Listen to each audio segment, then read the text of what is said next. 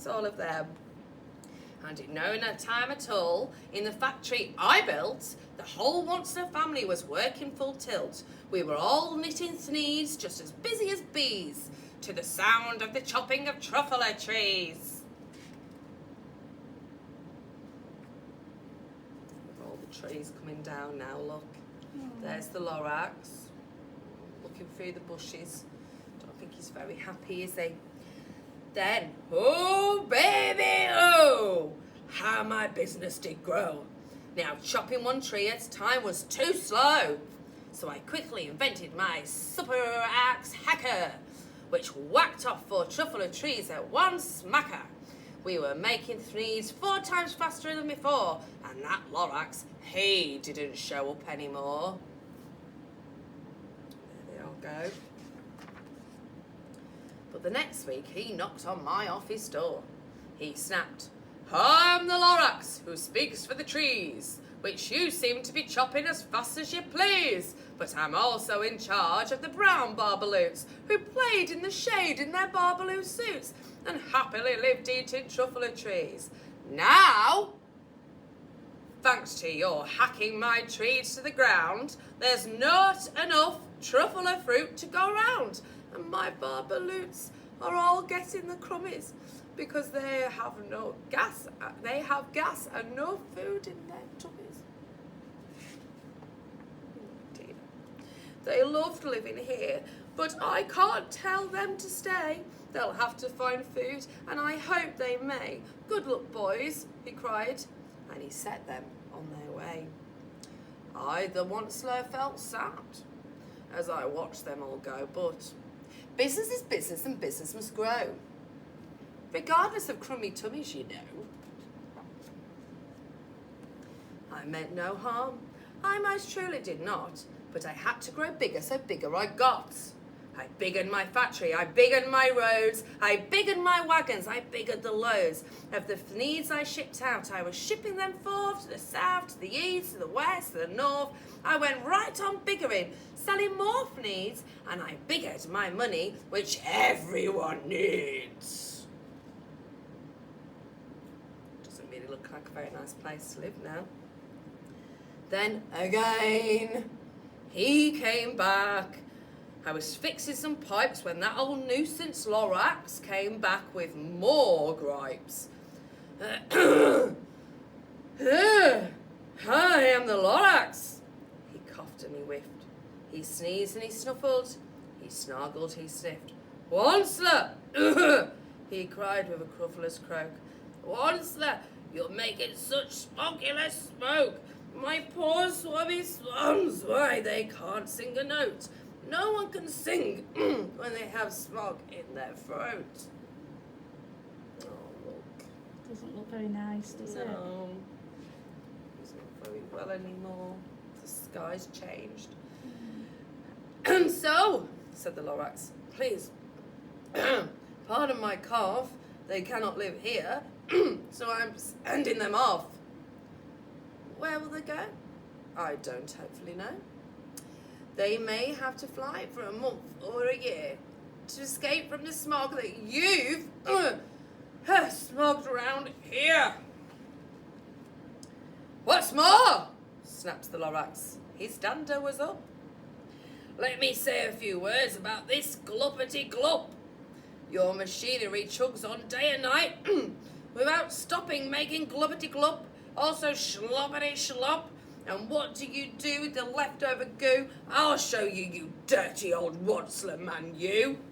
Oh dear, I wonder where that's going. Oh no. You're glumping the pond where the humming fish hummed. No more can they hum, for their gills are all gummed. So I'm sending them off. Oh, their future is dreary.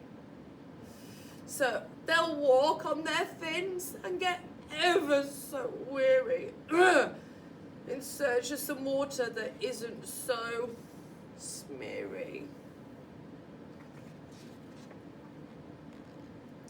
And then I got mad. I got terribly mad. I yelled at the Lorax, now listen here, Dad! All you do is yap, yap, yap and say, bad, bad, bad, bad, bad. Well, I have my rights, sir, and I'm telling you, I intend to go on doing just what I do. And for your information, you Lorax, I'm figuring on biggering and biggering and biggering and biggering. Turning more truffle trees into fneeds, which everyone needs. He is not a nice man. And at that very moment, we heard a loud whack.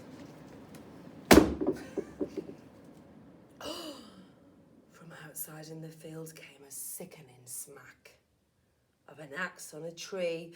Then we heard the tree fall. The very last tree. The very last truffly tree of them all. Look, they've all gone.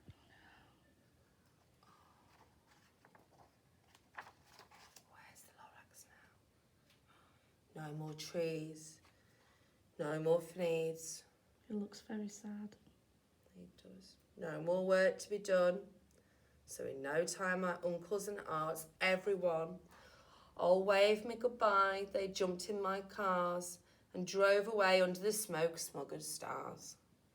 Now all that was left beneath the bad-smelling sky was my big empty factory, the Lorax, and I.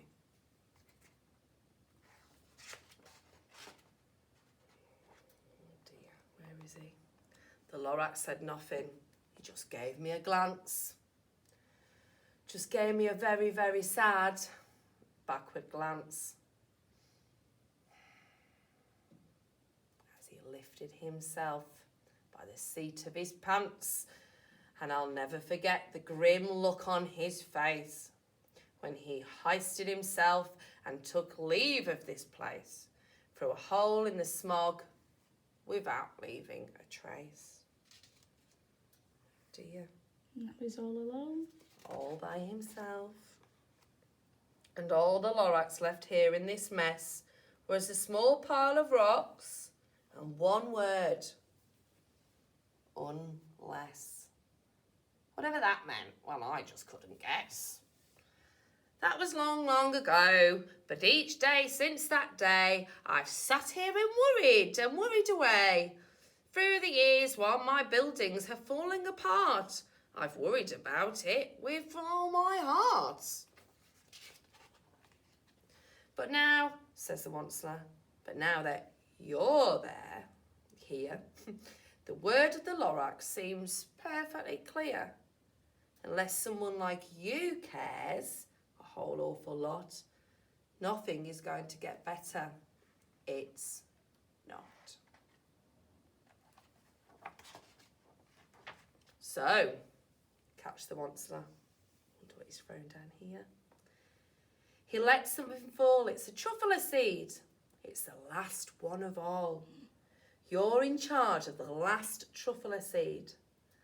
And truffle trees are what everyone needs. Plant a new truffle, treat it with care.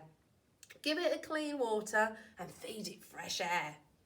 Grow a forest, protect it from the axes that hack. Then the Lorax and all of his friends may come back. Oh, I hope they do. I hope they do. And there he is. The end. Thank you. I hope you enjoyed the story, and I hope lots of you are planting lots of plants and stuff at the moment while you are at home.